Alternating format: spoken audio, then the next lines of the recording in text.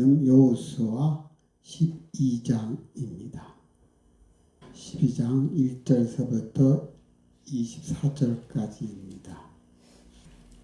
근데 내용은 어떻게 보면 굉장히 심플해요. 그죠?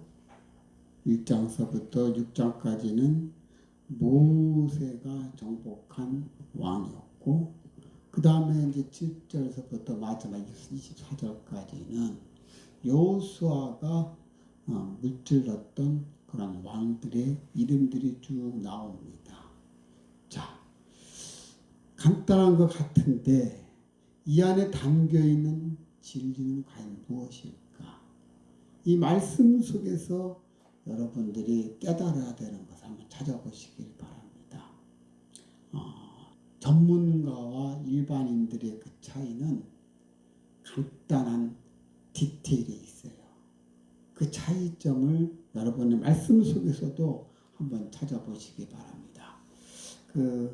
제가 어느 글을 보면서 이 전문가와 일반인들의 그 차이점을 그 간단한 그 커피에서 그 부분을 찾을 수가 있었습니다. 수많은 커피의 그 종류에는 대부분이 에스프레소와 우유로 이렇게 나누어져 있답니다. 그런데 그 우유의 그 양에 따라서 이게 바뀌어진다 하더라고요. 그것이 플랫 화이트가 라떼가 된다는 거예요. 저는 플랫 화이트가 뭔지 모르겠어요. 또 이 거품의 양에 따라서 이 라떼가 카푸치노가 된다는 거예요. 그래서 이런 작은 차이를 알아채고 구분하는 사람이 전문가라는 거예요. 일반인들은 잘 모르잖아요. 그렇죠? 제가 그 글을 보면서 그 데일 카네기 연구소에서 발표한 전문가의 7가지 특징에 대해서 한번 제가 써봤습니다. 그 데일 카네기 연구소에서 발표했는데 전문가들은 이러이러한 특징을 갖고 있다 합니다. 첫째, 미래지향적으로 생각한다는 거예요. forward thinking, 미래지향적으로 생각한다는 것이죠. 두 번째는 relationship oriented, 그러니까 관계지향적으로, 그러니까 관계를 중시한답니다. 세 번째는 서비스 포커스드, 그러니까 서비스에 초점을 맞춘답니다. 그리고 네 번째는 테크놀로지 일리터레이트, 그러니까 기술 발전에 아주 민감하다는 거예요. 다섯 번째는 value driving, 그러니까 가치 창출을 목표로 한다는 거예요. 여섯 번째는 team driving, 팀으로 일을 한다. 마지막 7번째는 리더십 스킬, 성과를 창출하도록 이끈다는 겁니다. 이 전문가들의 특징이 바로 이런 부분을 가지고 있답니다.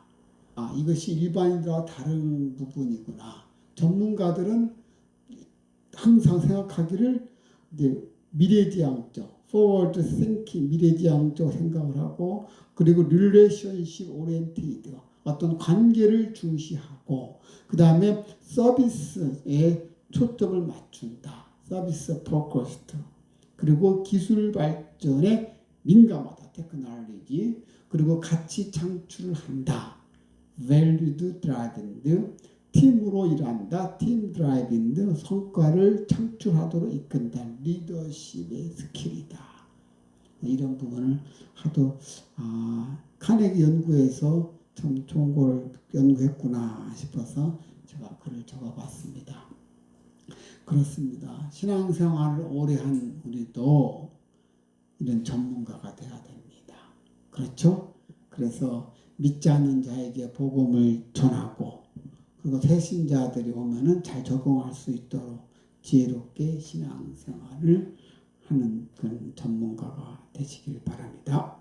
자, 그래서 오늘 말씀을 보시면서 이 말씀 속에서 여러분들이 내가 이 부분을 내가 캐치해야 되겠고, 이 부분을 내가 깨달아야 되겠구나 하는 것을 캐치해 보시기 바랍니다. 자, 서로 기도하시겠습니다. 사랑이 많으신 아버지 감사합니다. 오늘 복되고 거룩한 주일날 아버지께 경배드리기 위해서 하나님 예배의 자리에 왔습니다. 하나님 이 예배 자리에서 아버지의 귀한 말씀을 목독하고 또한 이 귀한 말씀이 선포되어질 때 그 말씀 속에 아버지의 뜻이 어디 있는가를 저희들이 알게 하여 주시옵소서. 이 귀한 말씀을 듣는 모든 회중 속에서 마음 속에 하나님의 사랑이 가득 채워지게 하여 주시고 그 아버지로 인해서 하나님께 감사 고백하는 저들 되게 하여 주시옵소서. 이 시간 말씀을 선포합니다. 악한 사탄막에 틈타지 못하게 하여 주시옵고 오직 아버지의 말씀만이 선포되게 하여 주시옵고 하늘의 영광이 범뿍 되어지게 하여 주시옵소서. 감사드리며 사랑이 많으신 예수님의 이름으로 기도하옵나이다. 아멘. 자, 이 본문은 이스라엘이 정복한 요단 동편과 서편의 그 지역에 그곳을 다스리고 있는 가나안 왕들의 명단이 쭉 나열되고 있습니다. 그렇죠? 여기에 보면 이스라엘이 정복한 가나안 왕은 요단 동편에서는 2명, 요단 서편에서 요단강을 중심으로 해서 서편, 그것이 바로 가나안 땅이죠. 그렇죠? 그 가나안 땅에는 31명, 도합해서 33명의 그 왕을 정복한 것입니다. 자, 이것은 이스라엘이 그 가나안 땅을 차지하기까지의 얼마나 많은 전쟁을 치렀을까 하는 것을 짐작하게 해주고 있습니다. 그렇죠? 실로 이스라엘 가나안을 하나님께서 약속을 주셔서 받았지만 그것을 거저 얻은 것이 아니었구나 하는 것을 우리가 여기서 알 수가 있습니다. 그들은 무려 7년에 걸친 가나안 전쟁을 통해서 가나안 땅에 안착할 수가 있었던 것입니다. 그렇습니다. 이스라엘이 가나안에 정착하기까지는 숱한 그런 역경의 산을 넘어야만 했던 것입니다. 이와 마찬가지로 우리 성도들도 하나님께서 약속하신 하늘나라를 차지하기까지는 우리 역시 숱한 역경의 산을 넘어야 한다는 것입니다. 이스라엘이 가나안 땅을 차지하기까지 그들 앞에 그들을 대적하는 33명의 왕들이 나타났듯이 우리가 하늘나라를 차지하기까지는 우리 앞에 펼쳐질 예기치 못한 숱한 그러한 장애물들과 대적들이 나타나게 된다는 것입니다. 자, 그것은 우리가 현재 살고 있는 이 세상은 하나님과 우리의 원수인 악한 마귀가 공중 권세를 장악하고 있기 때문인 것입니다. 그러므로 우리가 하늘나라를 소망하고 나가다 보면 필연적으로 고난과 역경이 뒤따르기 마련인 것입니다. 그런 이유로 시편 기자는 이런 말을 합니다. 사망의 음침한 골짜기를 지날 때라고 이렇게 표현하지 않습니까? 그렇죠? 그렇습니다. 우리 성도들이 가는 길은 위태롭고 고통스러운 과정의 연속임을 강조하고 있습니다. 그렇습니다. 성도들이 하늘나라를 향해서 가는 그 길은 고통과 두려움과 그리고 유혹과 핍박 등 위험한 요소들이 산재해 있다는 것입니다. 그리고 우리는 이러한 역경을 극복해야만이 비로소 하늘나라를 기업으로 차지할 수 있다는 것입니다. 우리는 이 사실을 분명히 알고 있어야 하는 것입니다. 오늘날 많은 성도들은 너무나도 쉽게 생각하고 있습니다. 예수만 믿으면 저절로 그냥 천국에 가게 되고 그리고 예수만 믿으면 저절로 축복이 오는 걸로 생각을 합니다. 그렇죠? 그러나 우리가 신앙생활을 하다 보면은 때로는 축복보다 고난을 더 많이 당하기도 합니다. 그리고 또 우리 성도들의 삶에는 필연적으로 고난이 뒤따르게 되어 있습니다. 이 사실을 모르기 때문에 많은 사람들이 신앙생활을 하다가 조금만 고난을 당해도 바로 실족하고 믿음에서 떠난다는 것입니다. 여러분 삶 속에서는 고난이 당연히 오게 되어 있습니다. 그런데 그 고난을 이김으로 인해서 여러분들의 내성이 생기는 것이고 한 단계 더 성숙해진다는 사실인 것입니다. 바로 이렇게 생각하시면 됩니다. 여러분들이 초등학교 6년, 중학교 3년, 고등학교 3년 이 과정들이 하나하나 걸치면서 점점 올라가지 않습니까? 그렇죠? 그와 똑같은 거예요. 여러분들의 어떤 시련과 역경을 이김으로 인해서 한 단계 한 단계 성숙해 간다는 것입니다. 그렇습니다. 우리는 지금까지 가고 있는 길의 그 실체를 정확하게 우리는 직시해야 될 줄 믿습니다. 자, 그래서 본문은 이스라엘이 정복했던 그 땅과 진멸시켰던 족속과 왕의 이름들을 쭉 열거함으로써 정리 요약되어 있습니다. 여기서 우리가 주목해야 할 것은 이스라엘이 정복한 땅 중에는 어느 하나 싸움 없이 거저 얻어진 땅이 없다는 것입니다. 그 싸움은 때로는 오랫동안 지속되기도 하였고 때로는 하나님의 강권적인 역사로 말미암아 간단하게 끝이 나기도 하였지만 모두 전쟁을 통해서 얻어진 것이었습니다. 가나안 정복 과정에서 이스라엘이 가나안의 족속들과 타협했다는 기록은 없습니다. 그렇습니다. 이스라엘은 하나님의 약속에 의지해서 성전, 홀리 워드, 성전을 수행했다는 거예요. 거룩한 전쟁을. 다시 말해서 그것이 순종했다는 것입니다. 그렇죠? 그렇게 순종함으로써 가나안 땅을 차지할 수 있었던 것입니다. 이와 마찬가지로 오늘날 우리도 악의 세력들과 선한 싸움을 부단히 우리가 싸워서 이길 때만이 하나님의 약속을 위협을 차지할 수가 있는 것입니다. 하나님의 약속의 위협은 우리가 세상과 타협함으로써 얻어지는 것이 아니고 우리가 선한 싸움으로써 승리할 때, 즉 하나님 말씀에 순종하며 나아갈 때 얻어진다는 것입니다. 그래서 성경은 우리에게 믿음의 선한 싸움을 싸우라, 영생을 취하라 이렇게 강력하게 권고하고 있는 것입니다. 그래서 우리 성도들은 하나님의 약속의 말씀을 믿고 나아가며 우리에게 닥치는 대적들에 대해서 우리는 하나님을 의지하고 선한 싸움을 싸워서 이김으로써 우리가 하나님의 약속의 유업을 차지하는 그런 믿음의 용사들이 된다는 것입니다. 자, 근데 본문을 보니까 1절에서 6절까지는 모세가 정복한 왕들입니다.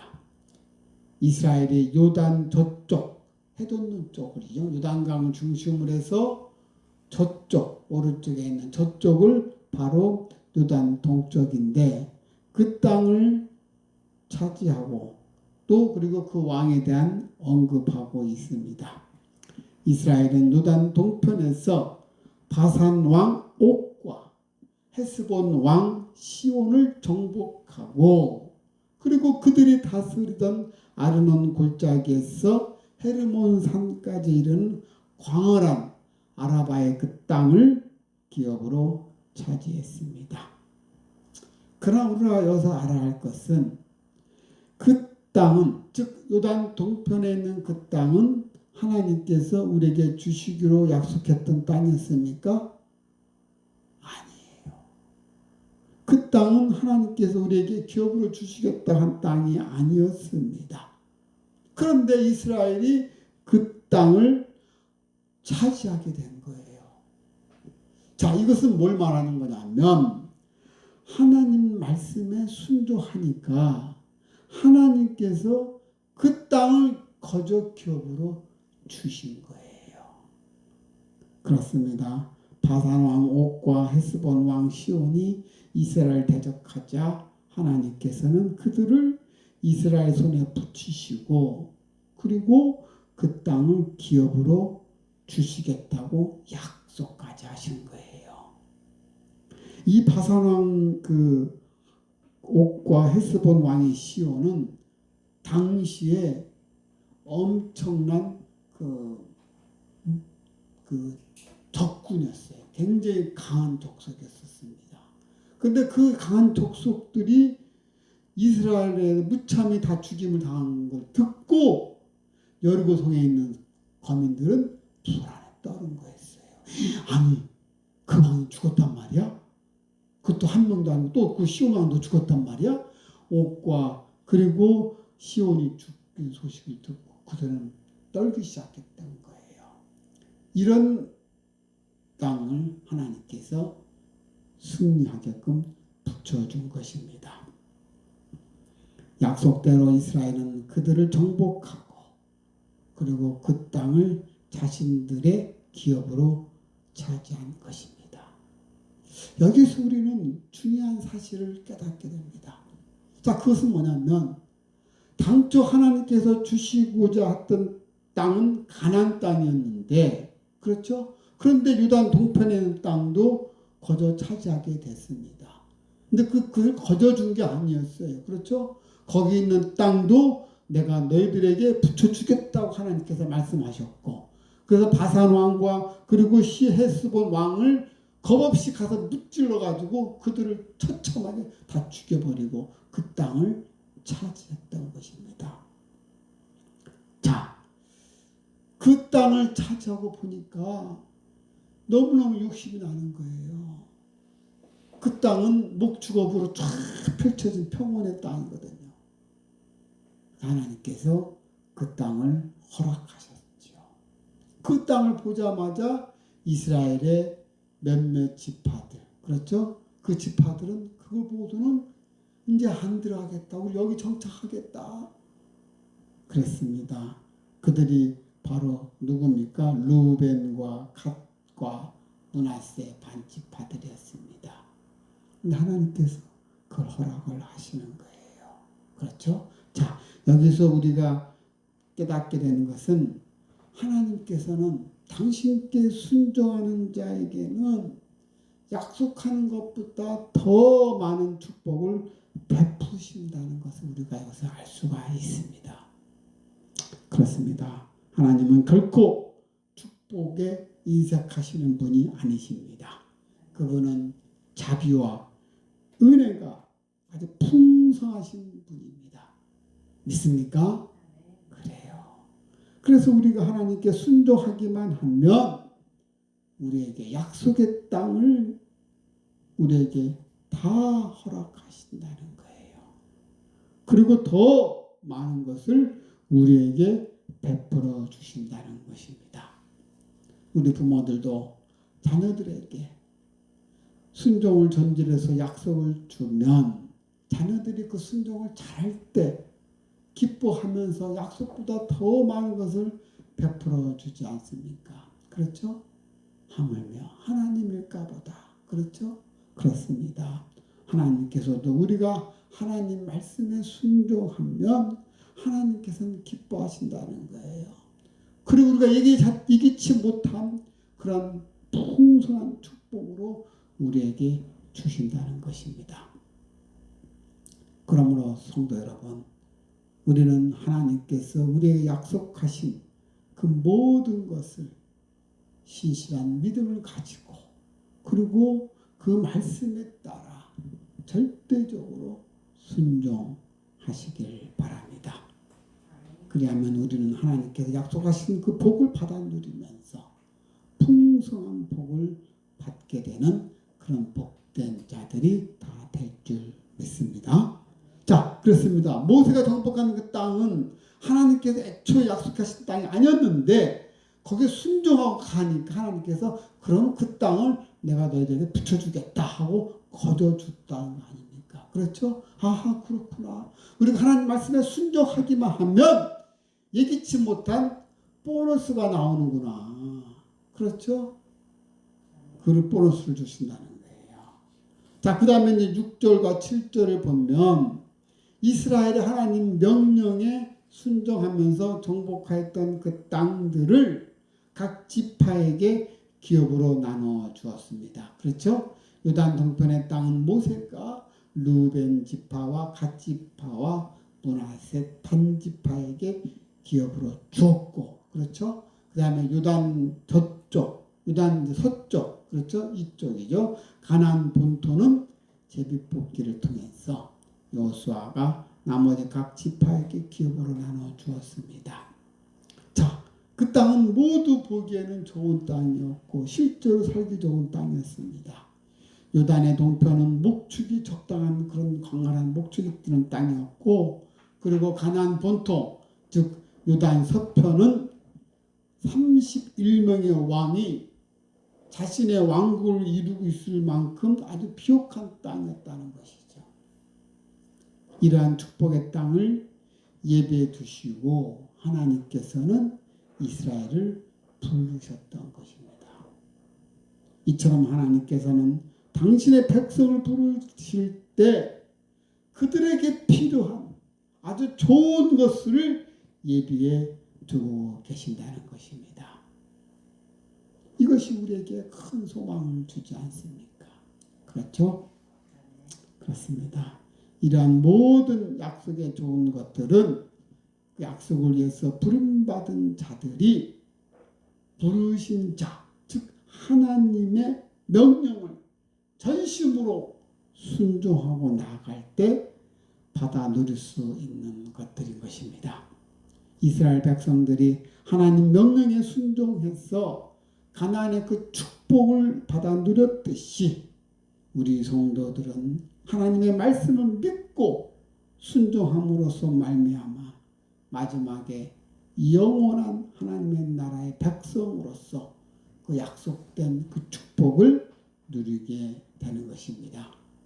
그러므로 우리 성도들은 하나님의 말씀인 성경이 말씀하고 있는 이 모든 축복의 약속을 소망으로 삼고 더욱 말씀을 귀히 여김으로써 순종하면서 살아가야 할 줄 믿습니다.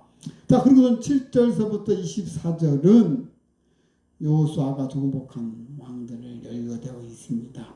요단 이편, 즉 서쪽에서 여호수아가 정복한 가나안 족속의 성읍과 왕들의 명단이 나옵니다. 그렇죠? 근데 그 명단이 무려 몇 명이라고요? 31명이에요. 엄청나게 많은 왕들이 막 그 곳곳에서 왕족, 자기네들 부족 국가로 형성하고 있었다는 것입니다. 그렇죠? 그 가나안의 본토는 우리나라의 한 강원도 정도만한 그런 사이즈입니다. 자, 거기에 7족속 31왕이 각각 자기 영역을 구축하고 통치하고 있었던 것입니다. 이러한 가나안 족속들 간에는 얼마나 가축과 알력이 심했을까 하는 것을 우리가 짐작할 수가 있습니다. 족속이 7족속인데 그런데 왕족이 몇 개예요? 31개니까 막 각기 쪼개져 있다는 거예요. 7족속이면 7개 왕이 돼야 되는데 그게 아니라 31의 왕이 존재하는 거예요. 마음에 안 맞으니까 자기들끼리 다 왕 세우고 이런 식으로 부족과 됐으니까 이들이 얼마나 하나가 되지 않았다는 걸 우리가 알 수가 있습니다. 그렇죠? 그렇습니다. 가나안 족속들은 산산이 분열되어 있었던 것입니다. 그러나 그들과 대적했던 이스라엘은 달랐습니다. 단지 이스라엘은 12지파로 있게 되어 있지만 그러나 그것이 하나의 연합체로서 그렇죠? 여호수아는 하나님을 중심으로서 하나로 묶어져 있는 그야말로 하나님을 섬기는 신앙의 공동체로서 그렇게 되어 있기 때문에 연합되어 있어 하나로 되어 있으니까 쉽게 그들과 싸워서 이길 수 있는 그런 모토가 된 것입니다. 그렇죠? 물론 그 하나님이 이스라엘에 계셨기 때문에 우리가 승리할 수 있었던 것이죠. 당시 이스라엘 백성들이 자신들이 12지파였지만 하나로 연합된 신앙의 공동체로서 하나로 되었지만 그래서 쉽게 그들과 싸워서 이길 수가 있었지만 그 배후에는 누가 계신다? 하나님이 계시기 때문에 그 전쟁을 쉽게 이길 수가 있었던 것입니다. 만약에 이스라엘이 이런 연합되어 있지 않았다면 쉽게 가나안을 정복할 수가 없었을 것입니다. 그렇죠? 이러한 사실이 보여주듯이 영적인 전쟁에서 성도들의 연합은 매우 중요하다는 것을 우리에게 알려주고 있습니다. 그렇죠? 한 교회 내에서 여러 격체들이 있지만 서로가 단합해서 하나가 되어야 한다는 것이죠. 성도들이 연합되지 못하면 영적 전쟁에서도 승리할 수가 없다는 것입니다. 따라서 성도들의 대장 되시는 그리스도를 중심으로 해서 우리가 모두 하나로 연합되어야 한다는 것입니다.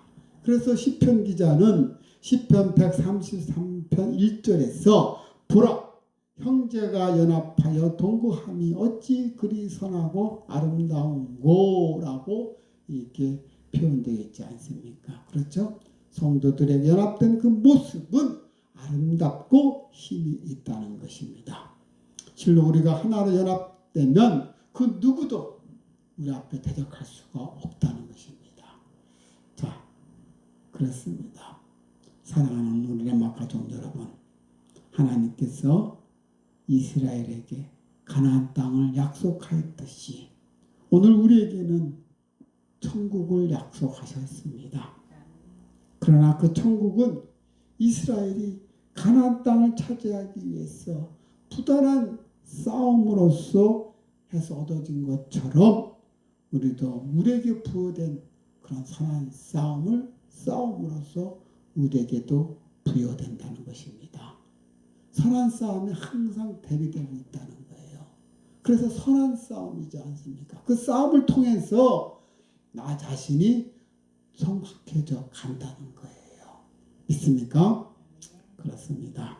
여러분, 천국 약속을 가진 여러분들은 아무리 그 싸움이 힘들고 어려워도 포기하지 말고 우리에게 능력 주시는 그 하나님을 믿고 성도 간에 서로 연합하면서 그러면서 우리의 싸움을 다 싸워야 될 줄 믿습니다. 우리가 하나님을 의지해서 싸우는 한 우리는 날마다 승리를 거두게 되고 그리고 마침내 천국을 기업으로 삼을 수가 있을 것입니다. 그곳에서 세상이 줄 수 없는 그 참된 만족과 기쁨을 누리면서 영원한 안식하게 될 것입니다. 자, 그렇습니다. 하나님이 주시는 그 선한 싸움을 우리가 이겨나감으로써 이런 큰 축복을 받는구나 하는 것을 우리가 알 수가 있는 것입니다. 그렇죠? 자, 그렇다면 이 선한 싸움을 다시 한번 우리가 보면서 우리의 본문의 내용을 통해서 그렇구나. 선한 싸움을 싸움으로써 우리에게 주어지는 이러한 복들이 있구나. 자, 그런데 이 선한 싸움을 싸우는 데 있어서 이기는 그 방법을 우리가 여기서 찾아볼 수가 있습니다. 자, 하나님은 우리 인간의 생사화복을 주관하신 분입니다. 그렇죠? 자, 그것은 바로 하나님께서 우리 인간을 조성하셨기 때문에, 우리 인간을 만들었기 때문에 우리 인간의 생사화복을 당신이 주관하신다는 거예요. 이것을 다윗은 깨달은 거예요. 다윗이 참 얼마나 멋있는 말을 했습니까? 다윗이 노래하기를 내가 주의 신을 떠나 어디로 가며 주의 앞에서 어디로 피하리까? 주께서 내 내장을 지으시며 나의 모토에서 나를 건지셨나이다. 철저하게 나의 모든 인생은 하나님 손에 담겨 있다는 것을 이야기하고 있다는 거예요. 그렇죠? 이와 같이 하나님께서 우리 인간을 만드시고 주관하시는 분이라는 거예요. 그렇기 때문에 우리는 그 하나님을 바로 알고 그리고 그분을 경외하며 그리고 그분의 말씀에 우리가 순종해 나아가야 된다는 거예요. 그렇죠? 오늘 본문의 내용에서 보면은 이스라엘 백성들이 동쪽에는 두 왕, 서쪽에는 31명의 왕을 무찌르면서 그 가나안 땅인 축복의 땅을 차지하기까지는 이들이 어떻게 했습니까? 그 하나님을 믿고 그 하나님께 순종하며 나갔던 사실 아닙니까? 그렇죠? 그렇습니다. 우리가 그 사실을 알아야 돼요. 아하, 그렇구나. 이 선한 싸움에 승리하는 그 비결은 첫째, 전쟁에 능하신 하나님이심을 우리가 알아야 된다는 거예요. 그렇죠? 전쟁은 하나님 손아귀에 있다는 것을 누누이 이야기하고 있지 않습니까? 그렇죠? 그렇습니다. 우리가 본문을 볼 때 가나안에 있는 그 땅에 들어가서 그리고 정복한 왕이 총 33명이었어요. 그렇죠? 자, 그렇다면 그 왕들은 싸울 군대가 없어서 또는 나약해서 또는 무기가 없어서 이스라엘에게 패했나요? 아니에요. 하나님께서 친히 싸우셨기 때문에 그렇죠? 그 전쟁은 여호와 하나님께 속했기 때문에 이길 수 있었던 것입니다. 그렇죠? 따라서 우리는 그분만을 의지할 때 모든 영적 싸움에서 승리할 수 있다는 거예요. 여러분 앞에 나타나 있는 어떤 문제점들 단순한 우연에 나타난 문제가 아니에요. 그 문제에 그 뒤에 누가 작동하고 있는가 그걸 볼 줄 아셔야 돼요. 갑자기 어떤 상황에서 예를 든다면 여러분 가다가 갑자기 돌에 걸려서 넘어졌어요. 이놈은 돌 때문에 넘어졌구나. 물론 맞아요. 그렇지만 그 돌의 뒷면을 보시라는 거예요. 그 돌을 뾰족하게 해놓은 게 누가 했을까요? 우연이 아니라 그 뒤에 마귀의 그 행동이라는 것을 우리는 봐야 된다는 거예요. 그렇습니다. 우리가 하나님만을 의지하고 나아갔을 때 그런 하나님께서 그 모든 전쟁을 하나님 손에 있기 때문에 그래서 그분만 의지하고 나가면은 우리는 진정으로 승리할 수가 있습니다. 왜냐하면 전쟁에 능하신 하나님께서 친히 우리의 대장 되시기 때문인 것입니다. 여러분의 닥쳐지는 모든 환경, 어려움, 이 모든 것을 전쟁으로 비유했을 때 그 전쟁에 능하신 하나님이시라는 거예요. 어떤 문제와 나한테 왔어도 이거는 능히 이길 수 있는 하나님 나와 함께 하신다는 것을 늘 마음속에서 생각하시길 바랍니다. 자, 두 번째는 약속을 지키시는 하나님이시라는 거예요. 그렇죠? 이스라엘에 정복한 그 땅은 이미 하나님께서 아브라함에게 약속하신 땅이었던 것입니다. 그렇죠? 이미 그 땅 500년 전에 하나님께서 아브라함에게 약속했던 땅인 것입니다. 하나님은 자신의 백성과 맺은 언약을 영원히 기억하신다는 거예요. 그래서 그 백성에게 구속을 베푸시고 자기를 경외하는 자에게는 축복을 주시는 분이십니다. 하나님께서는 자신의 언약을 반드시 이행하신다는 거예요. 우리가 그 언약을 잊거나 믿지 못할 때에도 하나님은 자신의 그 신실하심을 나타내기 위해서 그 언약을 실행하신다는 것입니다. 그래서 언약을 이행하시는 하나님을 우리가 바로 알고 그분께 의지하고 나아갈 때 우리는 선한 싸움에서 승리할 수 있는 것입니다. 따라서 우리는 하나님의 선하시고 온전하신 뜻에 따라서 계획하고 실천하면서 우리는 기다려야 할 줄 믿습니다. 우리는 지금까지 이스라엘 백성들이 전쟁에 능하신 하나님과 언약을 지키시는 그 하나님이 이 세상의 주권자이심을 알고 선한 싸움에 임했기 때문에 그들을 정복하고 승리하였다는 것을 우리가 볼 수가 있습니다.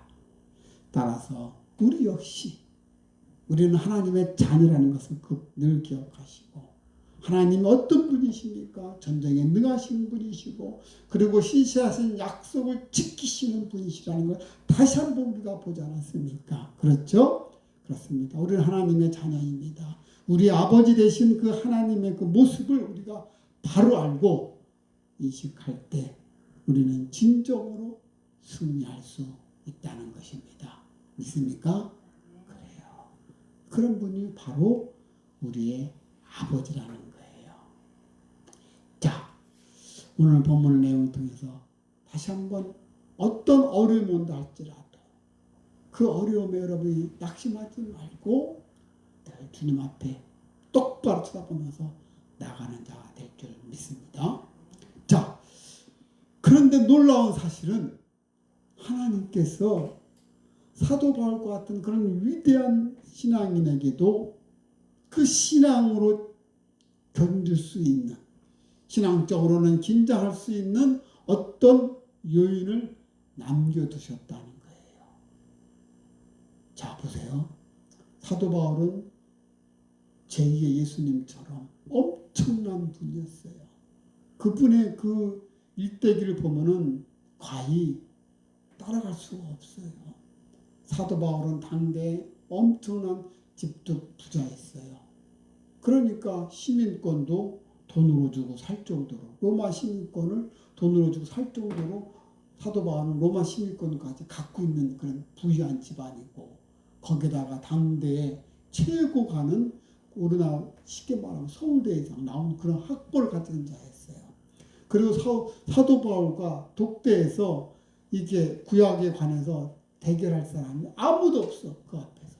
그만큼 엄청난 위치에 있는 그 사도 바울이 가장 낮은 자세로 변화되는 모습을 우리가 볼 수 있었고, 그러면서 자기가 가지고 있는 지식은 모든 것은 다 뭐라고 했죠? 배설물이라고 지적하지 않습니까? 오직 하나님만을 바라보고 예수님만을 갖는 그 지식만이 오직 최고라고 이야기하지 않습니까? 그런 사도 바울이, 죽은 자도 살린 사도 바울이, 그런데 그에게도 아킬레스건이 있었던 거예요. 그것은 사도 바울이 그 내용이 고린도 후서 12장에 보면 7절을 제가 읽어드리겠습니다. 여러 계시를 받은 것이 지극히 크므로 너무 자만하지 않게 하시려고 내 육체의 가시 곧 사단의 사자를 주셨으니 이는 나를 쳐서 너무 자만하지 않게 하려 하심이라. 사도 바울이 고질적으로 갖고 있는 병이 있었어요. 그 병을 하나님이 주신 거예요. 근데 그 병을 위해서 사도 바울이 놓고 간절하게 기도했던 거예요. 그것도 몇 번이나? 3번씩이나. 근데 그 병이 과연 무슨 병이었을까? 간질병이라는 사람도 있어요. 생각해 보세요. 아니, 말씀을 전하는 사도 바울이 성도들 앞에서 막 말씀을 전하다가 갑자기 뒤집어져가지고 간질병 발작 일으키면 그 대박이고. 그러니까 근데 이걸 이러면 아버지 영광이 가려지는 거 아닙니까? 나에게 간질병도 빼주라고.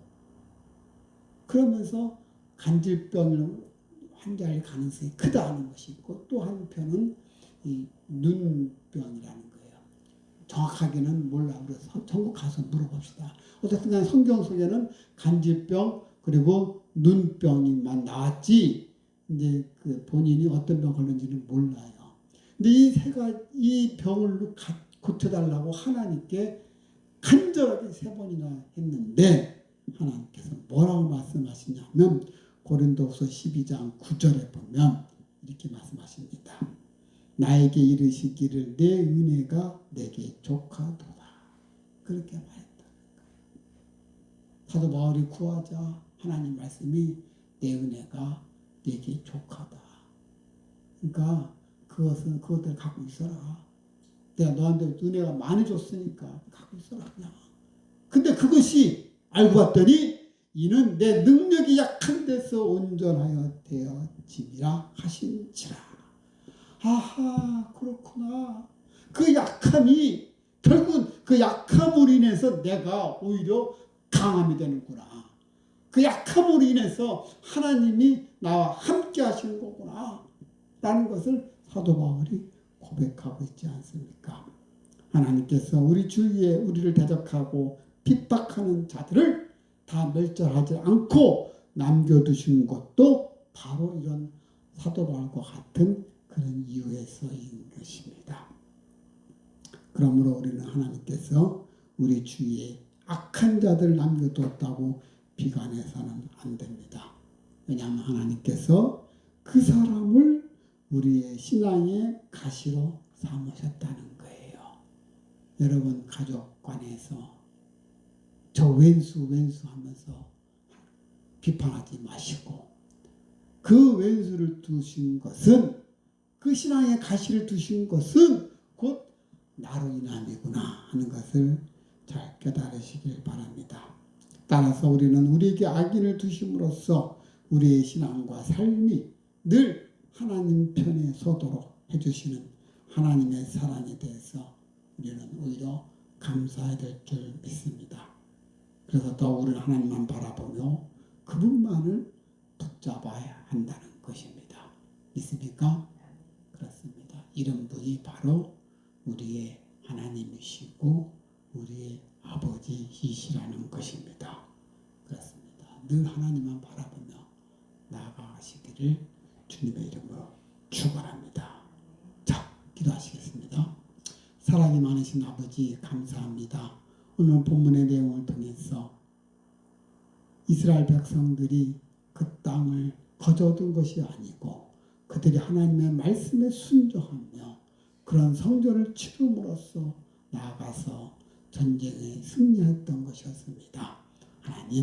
하나님의 말씀을 믿고 나가는 우리의 모습 되게 하여 주시옵소서. 우리 하나님은 전쟁에 능하신 분이시고 우리 하나님은 약속을 지키시는 하나님이심을 늘 가슴판에 새기면서 하나님께서 주권적으로 인도하시는 우리의 모습을 하나님께 맡기고 나가는 우리들 되게 하여 주시옵소서. 감사하며 사랑이 많으신 예수님의 이름으로 기도합니다. 아멘.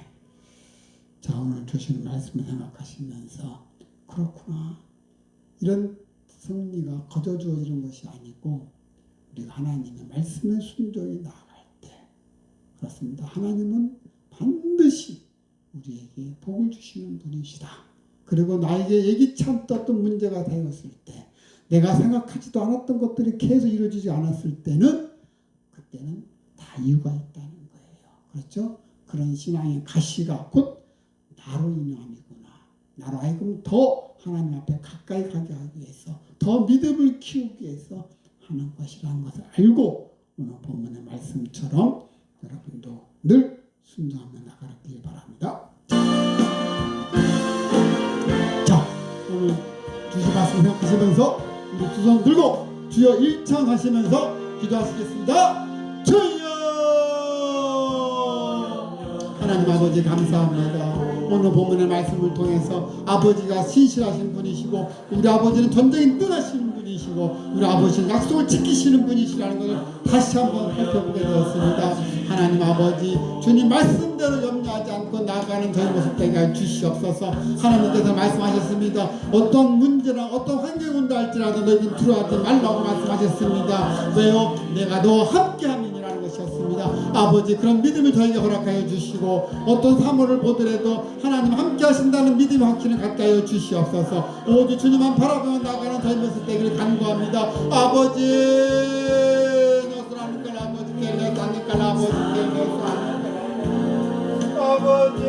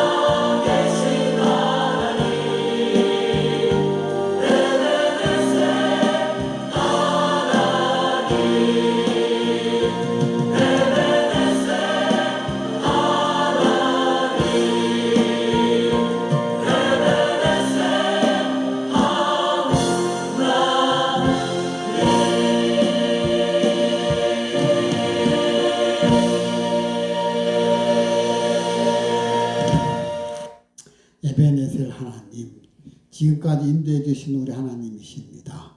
그리고 지금도 함께 하시는 임마누엘 하나님이시고 앞으로도 우리와 함께 하실 여호와 이르심을 믿습니다.